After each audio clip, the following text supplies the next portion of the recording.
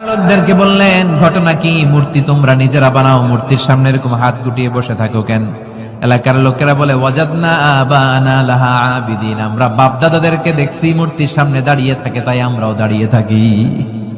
ইব্রাহিম বললেন, কিরে তোরা মূর্তি বানায়, তোরা দাঁড়ায় থাকিস কেন? এলাকার লোকেরা বলে, বাপ দাদারকে যা করতে দেখছি আমরাও তাই করি। দেখবেন নাস্তিক কাফের মুরতাদদের কোনো ভ্যালিড যুক্তি নাই। চিল্লা এখন ঠিক কিনা? সাইয়েদনা ইব্রাহিম বললেন, লাকাদ আনতুম কুনতুম আনতুম ওয়া আবাউকুম মিনাল কওমিদ দাল্লিন, তোরাও গোল্লায়, তোদের বাপ দাদারাও গোল্লায়। পূজার দিন আসলো, এলাকার সবাই বলে, ইব্রাহিম চলো না পূজায় যাই। সাইয়েদনা ইব্রাহিম ফানাযারা নাজরাতান ফিন নুজুম, আকাশে তাকালেন। ক্বালা ইন্নী সাকিম, বললেন আমি অসুস্থ। আসলে উনি অসুস্থ ছিলেন না, আসলে অসুস্থ ছিলেন না। তাহলে কেন অসুস্থ বললেন? এর কারণ, অসুস্থতা দুই ধরনের, একটা শারীরিক আর একটা মানুষ। ওই সময় উনি ছাড়া কেউ তাওহীদের পক্ষে ছিল না, সব ছিল মুশরিক। তাহলে একজন নবী যখন শিরকি কাজ চারদিকে হতে দেখে, তখন তিনি মানসিকভাবে সুস্থ থাকতে পারেন না, ঠিক কিনা? এজন্য উনি বললেন, ইন্নী সাকিম, আমি অসুস্থ, আমি যাব না। এলাকার লোকেরা বললে, তাই নাকি, যাবি না? এক কাজ কর, আমরা তাহলে পূজায় যাই, তুই ঘরের মূর্তিগুলারে পাহারা দে। ভালো একজন পাহারাদার পাওয়া গেছে, আমরা পূজায় গেলাম, তুই ঘরের মূর্তিগুলারে পাহারা দে। ভালো পাহারাদার, মূর্তির পাহারাদার, নাম কি? সাইয়েদনা ইব্রাহিম মনে মনে কয়, ঠিক আছে, আজকে জন্মের পাহারা দিন, জন্মের পাহারা দিন। উনি ঘরের ভিতরে ঢুকলেন, ঢুকে দেখে এক একটা মূর্তি এক এক স্টাইলে, কোনোটা এমনি কোনোটার 10 হাত, কোনোটার 12 হাত, কেউ হা করে আছে, কেউ তলোয়ার ধরে, কেউ হাতির বেশে, কেউ নারীর বেশে, বিভিন্ন রঙের মূর্তি আছে না নাই? সাইয়েদনা ইব্রাহিম ঘুরে ঘুরে সবগুলার দিকে তাকায়, আর দেখে সবগুলার সামনে হচ্ছে সন্দেশ, রসগোল্লা, চমচম, কালোজাম, দুধ মালাই, মালাই চপ আছে না নাই? সবগুলার সামনে সন্দেশ, মিষ্টি, রসগোল্লা, রসমলাই, একটা মিষ্টান্ন খাবার দেয়া। ইব্রাহিম মনে করলেন ওরা মনে খাবে, একটু বাটিটা তুইলা ধরি। হা কইরা আছে, ওটার মুখের সামনে নিয়ে কয়, খা। কি কয়? আর মূর্তি করে আছে, হা। ফারাগা ইলা আলিহাতিহিম, মূর্তিগুলোর কাছে গেলেন, সন্দেশ, রসগোল্লার বাটি তুলে ধরে বললেন, খা খা। ফারাগা ইলা আলিহাতিহিম ফাকালা আলা তাকুলুন, সন্দেশ আর রসগোল্লা উঠিয়ে বললেন, খা, খাবি না? মা লাকুম লা তানতিকুন, না খাইলে কেন খাবি না? কথা কইতে হইব, কথা বল, হয় খা না কথা বল। এখন মূর্তিগুলা খায়ও না, কথাও। আপনার ছেলে কান্না জোরে দিছে, আব্বু চকলেট খাবো। কি খাবো? চকলেট কিনে দিলেন, এখন চকলেট আর খায় না। জিজ্ঞেস করলেন, কিরে বাপ চকলেট খাস না কেন? কথাও কয় না, খায়ও না, কথাও কয় না। এখন বাকি আছে কি? ফারাগ আলাইহিম দারবাল বিল ইয়ামিন, ডাইন হাতে মাই শুরু করলেন। এক একটা নবীর হাতে পর্যাপ্ত শক্তি দিয়েছিলেন কে? উনি বললেন, খা। খায় না, কেন খাবি না? কথা কও, কথাও কয় না। ফারাগ আলাইহিম দারবাম বিল ইয়ামিন, খায়ও না, কথাও বলে না। এবার ডান হাতে থাপ্পড় মারা শুরু করলেন। এক এক থাপ্পড়ে এক একটার হাত ভেঙে যায়। মারতে মারতে সামনে দেখে একটা কুঠার।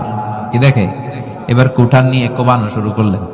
জন্মের কোপাইতে কোপাইতে মূর্তিগুলো সব, এটার একটা উদ্দেশ্য ছিল, মূর্তিগুলো সব ভেঙে বড় সাইজের যে মূর্তিটা, ওটার সামনে যায় মারতে লিছে, না এটারে মারুন না, এটারে বাঁচায় রাখি। কুঠার নিয়ে বড় মূর্তিটার কাঁধের মধ্যে ঝুলায় রাখলেন। সুবহানাল্লাহ পড়বেন না?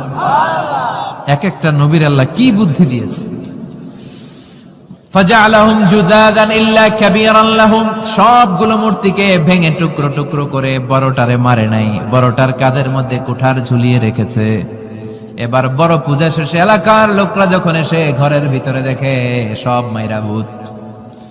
সবাই বলে, ইব্রাহিম আনতা ফাআলতা হাযা বিআলিহাতিনা ইয়া ইব্রাহিম, ও ইব্রাহিম এই ঘটনা ঘটছে কেমনে? কয় সবগুলা মারামারি করছে। কি করছে? সবগুলা মারামারি করছে। মারামারি ঠেকাইতে যাইয়া বড়টাই কুঠার দিয়ে পিটাইছে, পিটাইয়া সবগুলারে শেষ করছে। ফাসআলহুম, ওই বড়টারে জিজ্ঞেস কর, যদি বড়টা কথা বলতে পারে। আমারে জিজ্ঞেস করে লাভ নাই, কুঠার তো আমার কাঁধে না। কুঠার কার কাঁধে? বড়টার কাঁধে। ওইটারে জিজ্ঞেস কর। কি বুদ্ধি, কি উপস্থিত বুদ্ধি, কি ইন্টেলেক্ট, কি হিকমা! আল্লাহু আকবার।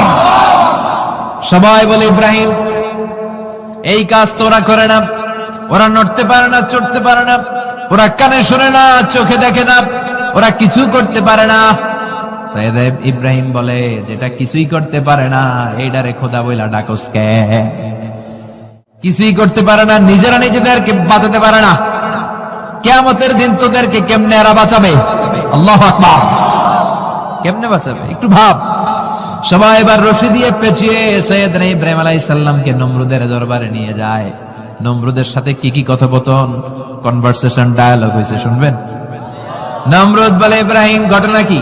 আমি ছাড়া এই বাবেল নগরীতে কোন রব আছে বলে তুমি শুনি নাই, তুমি আবার কোন রব পাইলা? তুমি আবার রব পেলে কোথায়? সৈয়দনা ইব্রাহিম বলে, রাব্বি আল্লাযী ইউহয়ী ওয়া ইউমীত, আমার রব এমন রব যিনি জীবন দেয় মরণ দেয়। জীবন দেয় কে? মরণ দেয় কে? নমরুদ বলে, তাই? সৈয়দনা ইব্রাহিম বলে, তাই? তুমিও জীবন দাও, তুমিও মরণ দাও, তাহলে দেখাও তো, দেখাও তো কি করে জীবন দাও। নমরুদ জেলখানার দুজন ফাঁসির কয়েদিকে ধরে নিয়ে আসছে, ফাঁসির আসামি ধরে এনে ধারালো একটা ছুরি দিয়ে দুইটা আসামিকে ধরে আনছে। আইনা প্রথম আসামিটার পেটের ভেতরে ধারালো ছুরি দিয়ে ধা করে পেটের ভেতরে ছুরি ঢুকে দিয়েছে। মুহূর্তের মধ্যে ভিনকি দিয়ে রক্ত বেরোতে শুরু করেছে। লোকটা জামিনে পড়ে ছটফট ছটফট করতে করতে করতে দুনিয়া থেকে শেষ। এরপর ছুরিটা পেট থেকে বের করে দ্বিতীয় আসামির পেটের মধ্যে ধা করে ঢুকায় দিতে যাবে। In the mean time stop, থেমে গেলেন, না তোরে মারবো না, ওইটারে মাইরা ওইটারে মৃত্যু দিলাম, তোরে আমি জীবন দিলাম, যা তোরে আমি, আর ওইটারে ইব্রাহিম দেখো, তুমি না বলেছো কেমন করে আমি জীবন দেই, কেমন করে আমি মরণ দেই? দুইটা আসামিকে ধরলাম, প্রথমটারে মরণ দিলাম, দ্বিতীয়টারে জীবন দিলাম, ঠিক কিনা? আসলেই তো প্রথমটারে কি দিছে, দ্বিতীয়টারে। সৈয়দনা ইব্রাহিম বলে, ফাইন্নাল্লাহা ইয়াতি বিশ-শামসি মিনাল মাশরিকি ফাআতি বিহা মিনাল মাগরিব ফাবুহিতাল্লাযী কাফার। আল্লাহু আকবার। তুমি জীবন দাও, তুমি মরণ দাও, বুঝলাম সব ঠিক। জেনে রেখো, আমার আল্লাহ প্রতিদিন সকাল বেলায় পূর্ব দিক থেকে সূর্য ওঠায়। পূর্ব দিক থেকে প্রতিদিন সকালে সূর্য ওঠায় কে? সৈয়দনা ইব্রাহিম বললেন, আমার রব এমন রব প্রতিদিন সকাল বেলায় পূর্ব দিক থেকে সূর্যটা ওঠায়। তুমি যদি আল্লাহর মতো শক্তিশালী হও, তুমি সকাল বেলা পূর্ব দিক থেকে সূর্য না উঠিয়ে কালকে থেকে পশ্চিম দিক থেকে সূর্য উঠাও। ফাবুহিতাল্লাযী কাফার। এবার ধরা খাইছে, এবার লা যাওয়া, নিশ্চুপ। এবার তো নমরুদ ধরা খাইছে। এবার নমরুদের মেজাজ নরম না গরম? কারণ তর্কে হেরে গেছে, মেজাজ আছে না নাই? নমরুদ বলে, ইব্রাহিমের রশি দিয়ে বাঁধো, আগুনে ফেলো। বিশাল আগুনের কুণ্ডলী করে সৈয়দনা ইব্রাহিমকে আগুনের কুণ্ডলীর মধ্যে ফেলা হলো। হাতে পায়ে বড় বড় মোটা মোটা রশি দিয়ে বাঁধা সৈয়দনা ইব্রাহিমকে আগুনের কুণ্ডলীর মধ্যে ফেলায়। সৈয়দনা জিব্রাইল বলে, ও সৈয়দনা ইব্রাহিম, আপনি বলেন আমার পাখার আঘাতে আগুনগুলো এক পাশ থেকে আরেক পাশে, এক দেশ থেকে আরেক দেশে উড়িয়ে নেই, বিশাল আগুনের কুণ্ডলীকে এক ঝাপটা মেরে থামিয়ে দেই। সৈয়দনা ইব্রাহিম বলে, কোনো দরকার নাই, কারণ আগুনের মালিক আমার সাথে আছে। I don't need your help, আমার কোনো সাহায্যের দরকার নাই, কারণ আগুনের যে রব সে আল্লাহ সবকিছু দেখে কি দেখে না। বিশাল বড় মোটা মোটা রশি দিয়ে সৈয়দনা ইব্রাহিমের হাত আর পা বেঁধে আগুনের মধ্যে ফেলে দেয়া হলো। মুহূর্তের মধ্যে আগুনগুলো দাউ দাউ করে জ্বলতে শুরু করলো। হাতের রশিগুলো পায়ের রশিগুলো মুহূর্তের মধ্যে জ্বালিয়ে, তক্তা জ্বালিয়ে দেয়, লাকড়ি জ্বালিয়ে দেয়, কিন্তু সৈয়দনা ইব্রাহিমের একটা পশমও জ্বালায় না। ইব্রাহিমের মতো ঈমান আনিতে পারো, অগ্নিকেও পুষ্প বলে পরিণত করিতে পারো, ঠিক কিনা? মুসার মতো ঈমান হলে রাস্তা হবে সাগর জলে। ইউসুফের মতো ঈমান হলে একে একে দরজা খোলে।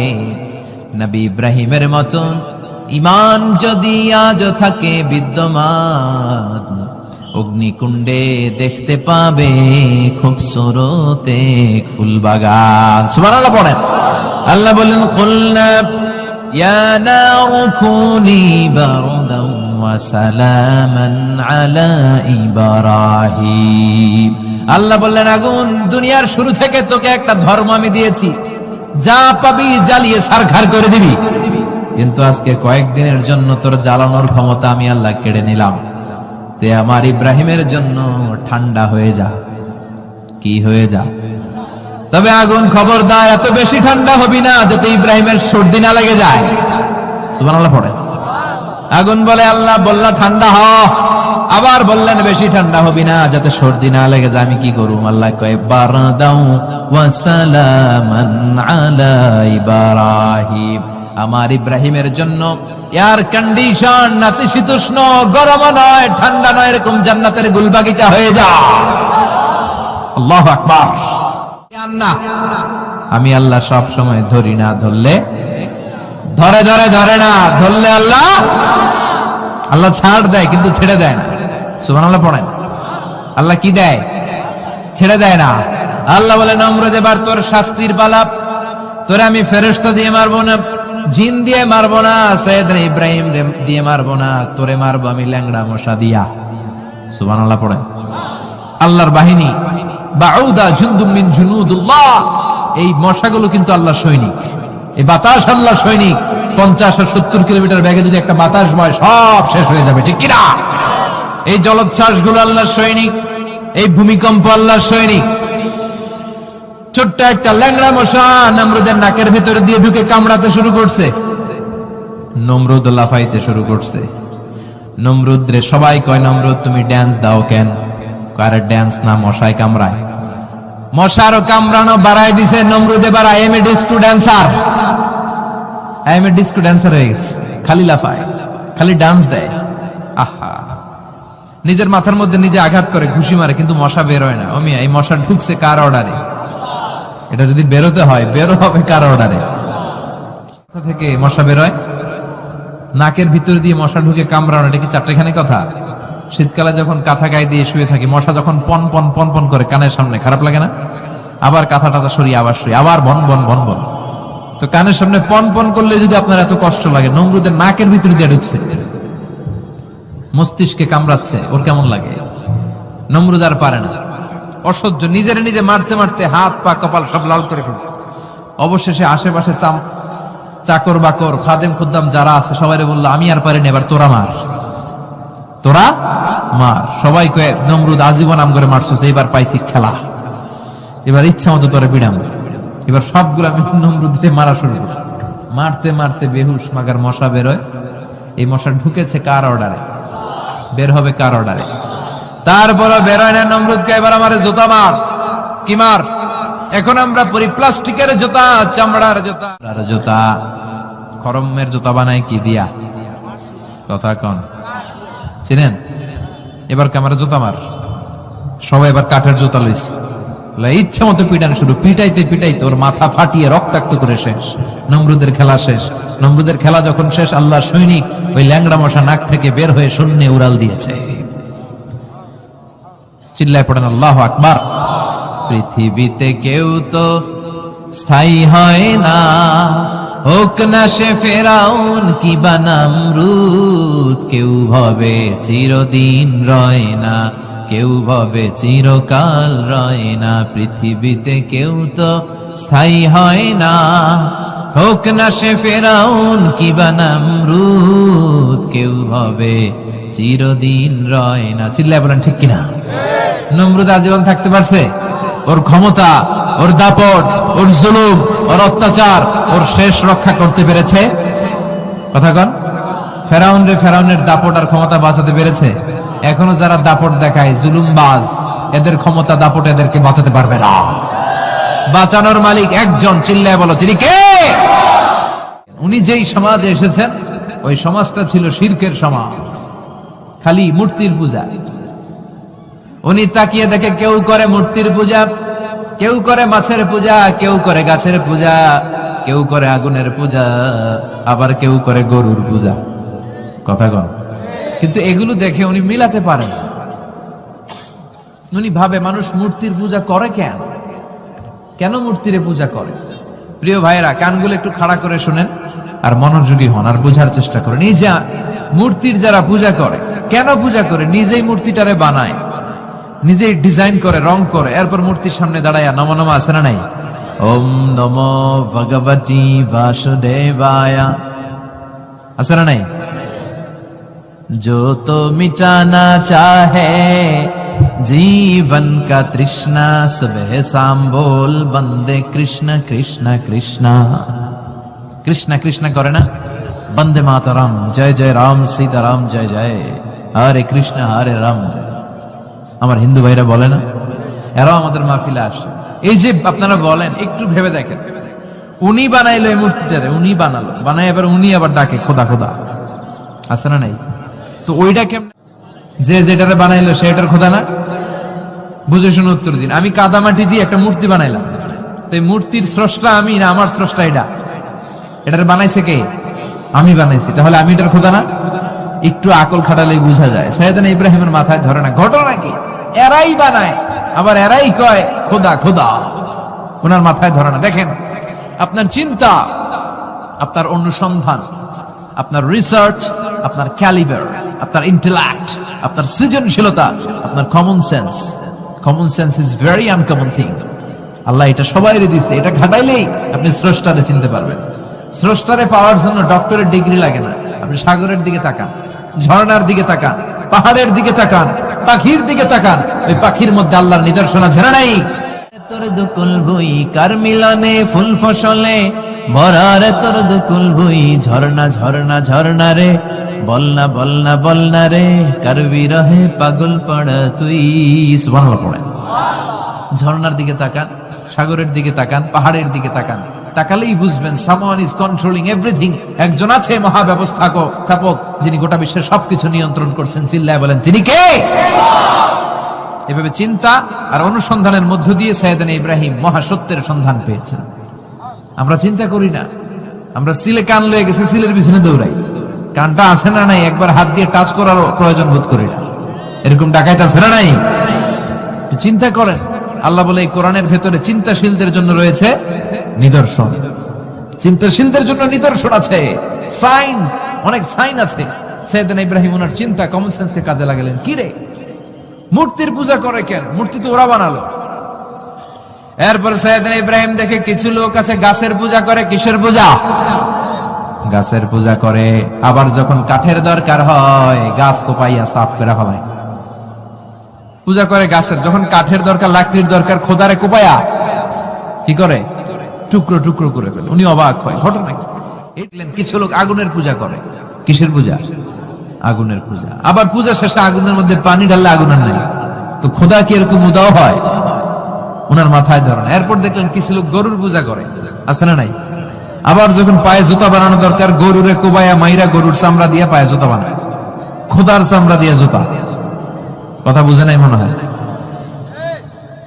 আমার হিন্দু ভাইরা, আমার প্রিয় ভাইরা, গরুকে পূজা করে। হিন্দু ভাইরা মনে হয় চামড়ার জুতা পড়ে না। কথা কয় না? তো ওরা যে চামড়ার জুতা পরে, এই চামড়া কার চামড়া? খোদার চামড়া। ওদের খোদার চামড়া। আহা, খোদার চামড়া দিয়া পায়ে জুতা বানায়। কত বড় বেয়াদব, কত বড় সাহস ওদের! একটু আকল আর কমন সেন্স খাটালেই বুঝা যায়। সুবহানাল্লাহ পড়েন। এরপরে দিন গড়িয়ে যখন রাত আসলো, সাইয়েদনা ইব্রাহিম দেখলেন আকাশের মধ্যে ধ্রুব তারা জ্বলজ্বল করে জ্বলে। এলাকার সবাই ধ্রুব তারার ইবাদত করে। তখন তিনি তার নিজের সাথে কি কি কথা বললেন, কোরআনে আছে না নাই? আপনার বিবেককে আপনি প্রশ্ন করলে বিবেক আপনারে ঠকাবে না। বিবেক আপনাকে সঠিক পথই দেখাবে। এটা আল্লাহর দেয়া নিয়ামত, এই আকল, এই কমন সেন্স। চিল্লায় কোন ঠিক কিনা? فلما جن عليه الليل رأى كوكبا قال هذا ربي فلما أفل قال إني لا أحب الآفلين। রাত্রি বেলা যখন সাইয়েদনা ইব্রাহিম তারা দেখলেন তারাটা অনেক সুন্দর, মনে মনে ভাবলেন তাহলে তারা মনে হয় আমার রব, এই ধ্রুব তারা মনে হয় আমার। ফালাম্মা ফালা ক্বালা ইন্নী লা উহিব্বুল আফিলিন। আবার যখন তারাটা অস্তমিত হয়ে যায়, সাইয়েদনা ইব্রাহিম কয়, হায় হায়, খোদাই গেল কই? এতক্ষণ ভাবছি এটা খোদা, এখন দেখি হুদা। এতক্ষণ ভাবছি খোদা, এখন দেখি কি রে? তারারে ভাবছিলাম খোদা, এটা গেল কই? না না, যেটা যায় এটা আমার খোদা হইতে পারে না। ফালাম্মা রাআল কমারা বাযিগান ক্বালা হাযা রাব্বি فلما أفل قال لئن لم يهدني ربي لأكونن من القوم الضالين। এরপর উনি চাঁদ দেখলেন, পূর্ণিমার চাঁদ। চাঁদ দেখে ভাবলেন এটা তারার চেয়ে বড়। চাঁদ দেখতে তারার চেয়ে বড় লাগে না? কথা কয় না? চাঁদ দেখনি ভাবলেন এটা আমার রব। আবার চাঁদ যখন অস্তমিত হয়ে যায় তিনি বললেন তাহলে এটাও তো আমার রব হতে পারে না, আমার রব আমারে ছেড়ে কোথাও যেতে পারে? আমার রব যদি আমারে পথ না দেখায় আমি তো গুমরাহদের মধ্যে শামিল হয়ে যাব। ফালাম্মা রাআ আশ-শামস বাযিগাতান ক্বালা হাযা রাব্বি হাযা আকবার ফালাম্মা আফালাত ক্বালা ইয়া কওমি ইন্নী বারীউম মিম্মা তুশরিকুন। সুবহানাল্লাহ পড়ে। দ্বীপ্রায়ের জল জ্বলে সূর্যটা যখন গগন বিদারী আলো নিয়ে উপরে উঠলো, গোটা পৃথিবীটারে গরম করে ফেললো, গোটা পৃথিবীটারে নিজের অস্তিত্ব জানান দিয়ে মধ্য আকাশে ভর দুপুরে যখন বিরাট জল জ্বলে সূর্যটা সাইয়েদনা ইব্রাহিম দেখতে পেলেন, উনি বললেন হাযা রব্বি, তাইলে এটা আমার রব, এটা সবচেয়ে বড়। হাযা আকবার, এটা সবচেয়ে বড়। সূর্য সবচেয়ে বড় না? উনি ভাবলেন তাইলে ধ্রুব তারা আমার রব হতে পারে না, চাঁদ আমার রব হতে পারে, কারণ এইটা সবচেয়ে বড়, এটা আমার রব। আবার বিকাল বেলা গোধূলি লগ্নে যখন দেখলেন সূর্যটাও পশ্চিম আকাশে ডুবে যায়, তিনি বলেন ও আমার কওমের লোকেরা, তোমরা যেসব জিনিসের পূজা করো আমি একটারও পূজা করি না। ইন্নী ওয়াজ্জাহতু ওয়াজহিয়া লিল্লাযী ফাতারাস সামাওয়াতি ওয়াল আরদা হানিফান ওয়ামা আনা মিনাল মুশরিকিন। তিনি বললেন আমি চাঁদের পূজা করি না, মাছের পূজা করি না, গাছের পূজা করি না, তারার পূজা করি না, সূর্যের পূজা করি না, আমি ওই আল্লাহর পূজা করি, ওই রবের পূজা করি যিনি আকাশ বানিয়েছেন, যিনি জমিন বানিয়েছেন। সুবহানাল্লাহ পড়েন। আমার চেহারাটা আমি তার দিকে ফিরালাম যিনি সব বানালেন, যদিও আমি তারে দেখি না কিন্তু তিনি আমারে ছেড়ে যায় না, ঠিক কি না? এমন রবের ইবাদত আমি করি যিনি সব সময় আমারে দেখে, আমার সব কথা শুনে, আমার সব ফরিয়াদে সাড়া দেয়। চিল্লায় বলেন তিনি কে? তিনি তার পূজাও আমি করি না। তিনি সিদ্ধান্তে আসলেন এগুলো একটাও আমার রব হতে পারে না। রব হওয়ার জন্য যে কোয়ালিটি, একটার ওই কোয়ালিটি নাই। ফলে আমি ওই সত্তার দিকে মুখ ফিরালাম যেই সত্তা সব দেখে, যিনি সব শুনে, যিনি সব করতে সক্ষম। তিনি কে? চিন্তা করছেন কিভাবে একটার পর একটা চিন্তা, গবেষণা, অনুসন্ধানের মধ্য দিয়ে উনি মহাসত্যের সন্ধান পেয়েছেন। আমাদের চিন্তা করার সুযোগটাই নেই, চিন্তা করার কোনো টেন্ডেন্সি নেই, কিছুই ভাবি না, আমরা গবেষণা করতে চাই না। সুবহানাল্লাহ পড়ে। তাহলে নিজের সাথে নিজে কি কথা বললেন এটা কোরআনে তুলে দিল কে? আবার আল্লাহর সাথে সাইয়েদনা ইব্রাহিম কি কি কথা বললেন কোরআনে আছে না নাই? আল্লাহরে বললেন রাব্বি আরিনি কাইফা তুহিল মাউতা, ও আল্লাহ কেমন করে আপনি মৃতকে জীবিত করেন দেখান। আল্লাহ শুনেছি আপনি পাহাড়কে দরিয়া করেন, দরিয়ারে পাহাড় করেন, ধনীরে গরিব করেন, গরিবরে ধনী করেন। শুনেছি আপনি মৃতকে জীবিত করতে পারেন, কেমন করে করতে পারেন দেখান।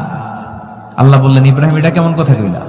আমি কেমন করে মৃতরে জীবিত করি এটা দেখে তোমার লাভ? আওয়ালাম তুমিন, তোমার বিশ্বাস হয় না যে আমি করতে পারি? সাইয়েদনা ইব্রাহিম বললেন বালা, অবশ্যই বিশ্বাস হয়, ওয়ালাকিন লিয়াতমাইন্না কলবি, কিন্তু দেখলে অন্তরটা একটু ঠান্ডা হয়ে যাবে।